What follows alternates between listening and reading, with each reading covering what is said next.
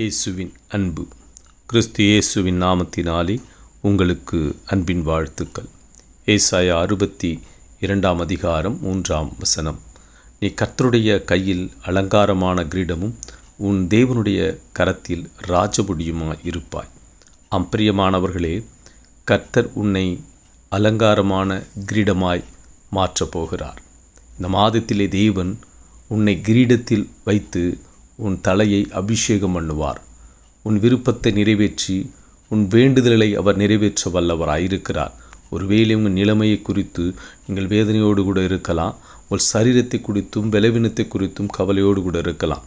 கர்த்தர் உங்களை நிலைமையை மாற்றி உங்கள் சரீரத்தை அவர் புது பொலிவோடு புது பலனை கொடுத்து அவர் உங்களை உயர்த்த வல்லவராயிருக்கிறார்.